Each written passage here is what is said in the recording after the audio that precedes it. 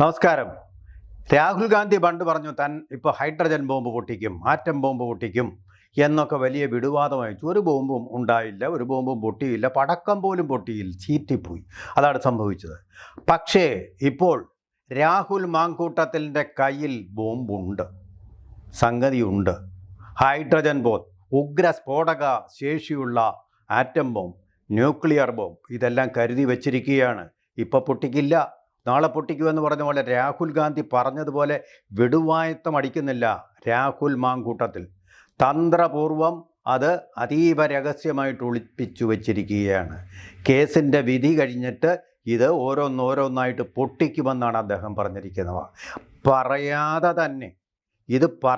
തന്നെ ബോംബ് പൊട്ടിക്കാതെ തന്നെ 24 ന്യൂസിൻ്റെ, ഗോകുലം ഗോപാലൻ്റെ 24 ന്യൂസിൻ്റെ ഏറ്റവും ശക്തനായിട്ടുള്ള അവതാരകനായിട്ടുള്ള ചോദ്യകർത്താവായിട്ടുള്ള ഭേദ്യകർത്താവായിട്ടുള്ള ഹാഷ്മിക്ക് പൊള്ളലേറ്റു. അദ്ദേഹം ആശുപത്രിയിൽ ചികിത്സയിലാണെന്നാണ് ഇപ്പോൾ അറിയാൻ കഴിഞ്ഞത്. രാഹുൽ മാങ്കൂട്ടത്തിനെ അഭിമുഖം ചെയ്തപ്പോഴത്തേക്കും അദ്ദേഹം പറഞ്ഞ ചില വാക്കുകൾ വല്ലാതെ നൊമ്പരപ്പെടുത്തി കഴിഞ്ഞു ഹാഷ്മിയെ. സാധാരണഗതിയിൽ തെറ്റ് ചെയ്ത കേസിൽ പ്രതിയായിട്ടുള്ള കൺവിക്റ്റായിട്ടുള്ള ഒരാളെ ചോദ്യം ചെയ്യുമ്പോൾ പത്രപ്രവർത്തകൻ സ്കോർ ചെയ്യുകയും ഈ കൺവിക്റ്റ് സഫർ ചെയ്യുകയുമാണ് നമ്മൾ കണ്ടിട്ടുള്ള കാഴ്ച. ഇവിടെ നേരെ മറിച്ച് അവർ തമ്മിലുള്ള ഇൻ്റർവ്യൂവിൽ രാഹുൽ മാങ്കൂട്ടത്തിൻ്റെ അതിശക്തമായിട്ടുള്ള ഉത്തര പ്രഹരങ്ങളേറ്റ് ആ ഹാഷ്മി എന്ന് പറയുന്ന അതിശക്തൻ തളർന്നവിടെ വീഴുന്ന കാഴ്ചയാണ്, അദ്ദേഹത്തിന് ഉത്തരങ്ങൾ മുട്ടുന്ന കാഴ്ചയാണ്, കേൾവിയാണ് നമ്മൾക്ക് കേൾക്കേണ്ടി വന്നത്. എല്ലാം ഒന്നും പറയുന്നില്ല, അതിനുള്ള സമയം നമുക്കുണ്ടാവില്ല. അതുപോലെ തന്നെ രാഹുൽ മാങ്കൂട്ടത്തിലും എല്ലാം പറഞ്ഞില്ല. അതിലെ ഏറ്റവും വളരെയധികം സ്ഫോടനാത്മകമായിട്ടുള്ള സ്ഫോടനശേഷിയുള്ള കാര്യങ്ങൾ അദ്ദേഹം പറഞ്ഞില്ല, ഔചിത്യം കൊണ്ട്. അതുകൊണ്ട് മാത്രമല്ല, കേസിൽ ഉള്ള കാര്യങ്ങളൊന്നും പറയാതെ തന്നെ കേസ് വരുന്നതോടുകൂടി ഇനിയും പലതും വെളിപ്പെടാനുണ്ടെന്നും അദ്ദേഹം പറയുന്നു. അദ്ദേഹത്തിനെതിരെ 3 കേസുകളാണല്ലോ ഉണ്ടായിരുന്നത്. ആ കേസുകളിലെ വാദികൾ ഓരോരുത്തരുടെയായിട്ട് പേര് പറഞ്ഞുകൊണ്ട് അവരെ പ്രതികളാണെന്നുള്ളത് അദ്ദേഹം വളരെ ശക്തമായിട്ടും യുക്തിഭദ്രവുമായിട്ടുള്ള വാക്കുകളിലൂടെ സമർത്ഥിച്ചു കഴിഞ്ഞിരിക്കുന്നു. ഒരു തരത്തിലും തന്നെ ജയിലിൽ പിടിച്ചിടാൻ, അറസ്റ്റ് ചെയ്യാൻ ഉള്ള യാതൊരു തെറ്റും താൻ ഇന്ത്യൻ ഭരണഘടനയനുസരിച്ച് ചെയ്തിട്ടില്ലെന്ന് ആണയിട്ട് പറഞ്ഞു. അതുകൊണ്ടാണ് താൻ ജയിലിൽ പെടണ്ട എന്ന് വിചാരിച്ചുകൊണ്ടാണ് കുറച്ചു കാലം ആൻറ്റിസിപ്പേറ്ററി ബെയിലിന് വേണ്ടി ആവശ്യപ്പെട്ടുകൊണ്ട്, അതായത് മുൻകൂർ ജാമ്യത്തിന് ആവശ്യപ്പെട്ടുകൊണ്ട് തൻ്റെ മണ്ഡലത്തിൽ തന്നെ ഉണ്ടായിരുന്നു, എങ്ങോട്ട് ഒളിച്ചോടിയിട്ടില്ല എന്നും അദ്ദേഹം പറഞ്ഞത്. അപ്പോൾ പത്രക്കാരും രാഷ്ട്രീയക്കാരും എല്ലാം കൂടി അദ്ദേഹം ഒളിച്ചോടി എന്ന് പറഞ്ഞുണ്ടാക്കി. ഇതിലേറ്റവും പ്രധാനപ്പെട്ട ഒരു സ്ഫോടനം അദ്ദേഹം എന്നാലും നടത്തി. അത് മറ്റൊന്നുമല്ല, MV ഗോവിന്ദൻ എന്ന് പറയുന്ന CPM സംസ്ഥാന സെക്രട്ടറിയുടെ മകൻ അതിപ്രമാദമായ ഒരു കേസിൽ പെട്ടു. ആ കേസിൽ പെട്ടപ്പോൾ അതിൽ നിന്ന് ശ്രദ്ധ റിപ്പൽ ചെയ്യാൻ വേണ്ടി, അതിൽ നിന്ന് ശ്രദ്ധ മാറ്റാൻ വേണ്ടി പ്ലാന്റ് ചെയ്ത ഒന്നാണ് തനിക്കെതിരെയുള്ള ഈ സ്റ്റോറികളെന്നാണ് അദ്ദേഹം പറയുന്നത്. പീഡന പരമ്പരകളുടെ സ്റ്റോറികളെന്നാണ് അദ്ദേഹം പറയുന്നത്. അത് നമുക്കറിയാം, എല്ലാ പ്രാവശ്യവും ഇങ്ങനെ തന്നെ. ശബരിമല കേസിൽ നിന്നും അതിൻ്റെ ഏറ്റവും വലിയ തെറ്റു ചെയ്ത കുറ്റവാളികളിൽ നിന്ന് ശ്രദ്ധ തിരിക്കാൻ നേരെ തന്ത്രിയുടെ വീട്ടിൽ പോയിട്ട് അദ്ദേഹത്തെ അറസ്റ്റ് ചെയ്തു കൊണ്ടുവന്നു SIT. അങ്ങനെയാണ് അവിടെ കേസുകൾ നീങ്ങുന്നത്. ആ തരത്തിലുള്ള തന്ത്രം കേരളത്തിൽ ശക്തമായിട്ടുണ്ട് എന്ന് നമുക്കറിയാം. ഇത് മുമ്പും നമ്മൾ ഉള്ള കാര്യങ്ങളാണ്. വളരെ പ്രമാദമായിട്ടുള്ള കേസുകളിൽ പെട്ടുകഴിയുമ്പോൾ ഇവർ വേറൊരു പ്രമാദമായ കേസ് എടുത്തിട്ട് കൊണ്ടുവന്നിട്ട് അതിൽ നിന്ന് ശ്രദ്ധ തിരിക്കുന്ന ഒരു തന്ത്രം, അടവ് നയം CPMനുണ്ട്.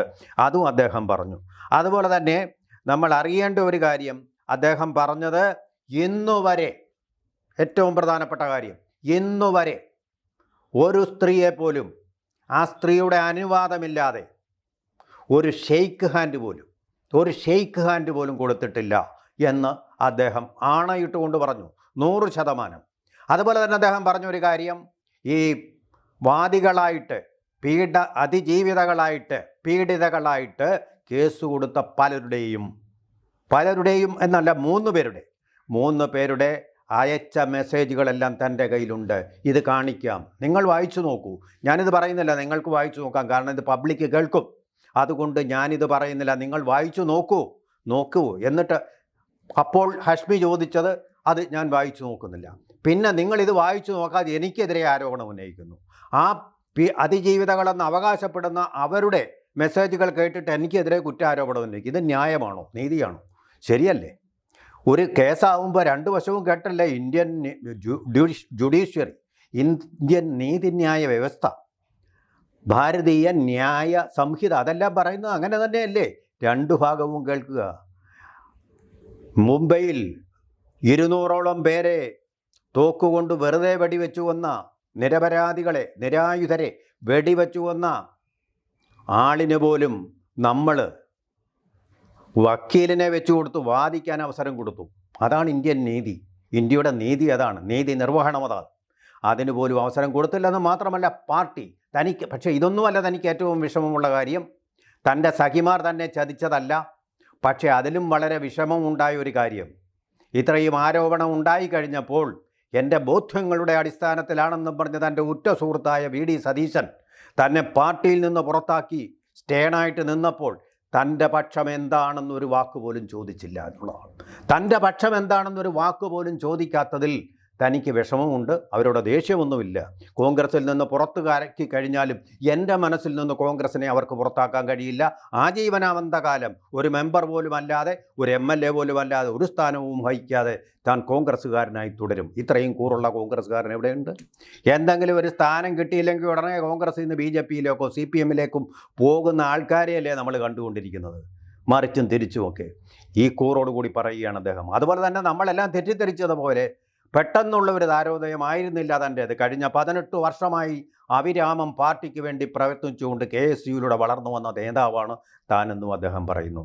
അല്ലാതെ ഈ പെട്ടെന്ന് ഒരു ദിവസം കൊണ്ട് പൊട്ടിമുളച്ച തകരയൊന്നുമല്ല താനെന്ന് അദ്ദേഹം വളരെ ശക്തമായ ഭാഷയിൽ പറയുന്നു. ഇനി ഈ കാര്യങ്ങളൊക്കെ താൻ വെളിപ്പെടുത്തും. കേസിൻ്റെ വിധി വരട്ടെ, കോടതിക്ക് ഈ കാര്യങ്ങളെല്ലാം ബോധ്യമായിട്ടുണ്ടെന്നും അദ്ദേഹം പറയുന്നു. പിന്നെ വളരെ പ്രമാദമായിട്ടൊരു കേസിൽ, ഹോട്ടലിലേക്ക് കൊണ്ടുപോയി പീഡിപ്പിച്ചു എന്ന് പറയുന്ന കേസിൽ, ഹോട്ടൽ എന്നുള്ളത് പിന്നെ പേര് മാറ്റിയിട്ട് അതൊരു ഹോം സ്റ്റേ എന്നാക്കി അതിജീവിത. ഈ ഹോം സ്റ്റേ എന്നാക്കിയത് എന്തിനാണെന്ന് വെച്ചാൽ, ഹോട്ടൽ എന്ന് പറയുമ്പോൾ ആ ഹോട്ടലിൻ്റെ പേര് വെളിപ്പെടുത്തണം. അപ്പോൾ അതിൻ്റെ റെക്കോർഡുകൾ പരിശോധിക്കുമ്പോൾ അതിന് യാതൊരു തെളിവുമില്ലാതെ വരും, സാങ്കത്യവും ഇല്ലാതെ വരും, ചോദ്യം ചെയ്യപ്പെടും. അപ്പോൾ അവിടെ തെറ്റ്, കള്ളമാണ് പറഞ്ഞതെന്ന് ബോധ്യപ്പെടും. അതുകൊണ്ടാണ് ഹോം സ്റ്റേ. ഹോം സ്റ്റേ എന്ന് പറയുമ്പോൾ അതിന് പേരുണ്ടാവണമെന്നില്ല, ഏത് വീട്ടിലും കയറി താമസിക്കുന്ന ഹോം സ്റ്റേ ആണല്ലോ. അങ്ങനെയാണെങ്കിൽ ആ ഹോം സ്റ്റേയിലേക്ക് പോകേണ്ടത് കാറിലാണല്ലോ. ഇവരൊക്കെ കാറിലല്ലേ സഞ്ചരിക്കാറുള്ളൂ, അത് നടന്നു പോകാറില്ലല്ലോ. കാറിൽ ഒരിക്കൽ പോലും ഈ അതിജീവിതയുമായിട്ട് അദ്ദേഹം യാത്ര ചെയ്തിട്ടില്ലെന്നും അദ്ദേഹം പറയുന്നു.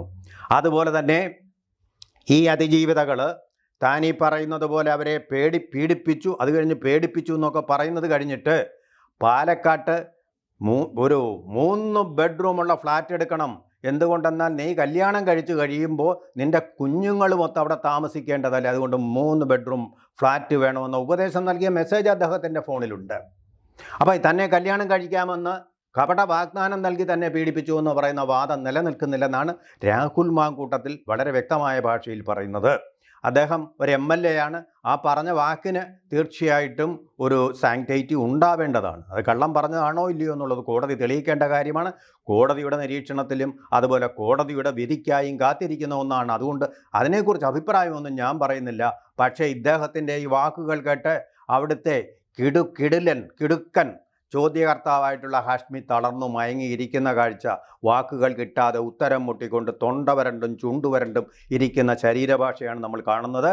ഗോകുലം ഗോപാലിൻ്റെ ഫ്ലവേഴ്സിന് ഈ രാഹുൽ മാങ്കൂട്ടത്തിൻ്റെ വാക്കുകൾ ഇപ്പോഴും അദ്ദേഹം പ്രതിരോധത്തിലായിട്ടും അതിശക്തമായിട്ടുള്ള, പക്ഷേ വളരെ സൗമ്യവും വിനയത്തോടും കൂടി പറഞ്ഞ വാക്കുകൾ വല്ലാതെ കുഴക്കിക്കളഞ്ഞു. ഒരു പത്രപ്രവർത്തകൻ്റെ പരിമിതി എത്രമാത്രമാണ്, ഒരു മാധ്യമപ്രവർത്തകൻ്റെ പരിമിതി എത്രമാത്രമാണെന്ന് തെളിയിച്ചു രാഹുലിൻ്റെ വാക്കുകൾ. അത് സത്യമാണോ അതോ വെറും മിഥ്യയാണോ എന്നൊന്നും ഞാൻ പറയുന്നില്ല. അത് എൻ്റെ ഒരു ബോധ്യം ഉള്ള കാര്യവുമല്ല. ബോധ്യമുണ്ടെങ്കിൽ തന്നെ അതല്ല കോടതിയുടെ പരിഗണനയിലിരിക്കുന്ന സബ് ജുഡീസ് ആയിട്ടുള്ള വിഷയമാണ്.